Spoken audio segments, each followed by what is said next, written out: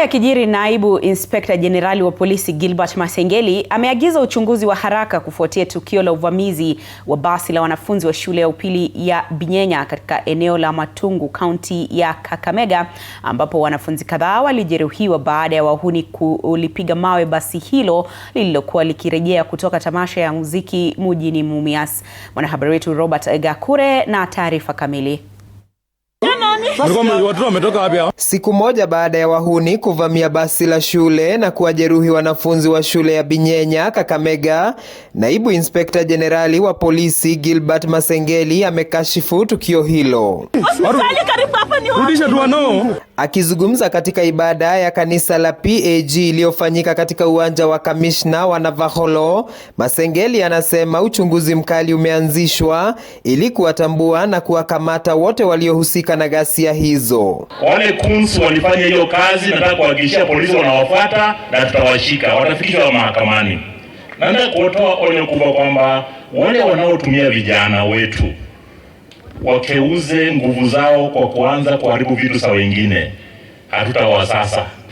Tutahakikisha hatua imechukuliwa. Viongozi wa kisiasa waliohudhuria hafla hiyo wanalaani tukio hilo, wakiwataka viongozi wa kisiasa kuepuka kujihusisha na matukio yanayoweza kuchochea vurugu na kuhatarisha maisha ya wananchi. You cannot succeed by causing violence to children. Yani umekuwa mtu wa roho chafu, umekuwa mtu mfedhuli mpaka mnatupa tear gas kwa watoto wadogo. Uliza Masengeli, sheria hata iwe ni mimi nisifunje sheria kwa sababu ati niko kwa serikali. Hakuna mtu anasema vile atainua maendeleo. Hawana sera, hawana agenda, wako rudderless. Aidha, wanatoa wito kwa wakazi wa Kakamega kwa ujumla kuwachagua viongozi wanaojali maendeleo ya wananchi badala ya wale wanaochochea migawanyiko na uhasama wa kisiasa. Lazima tuwe na uongozi mzuri.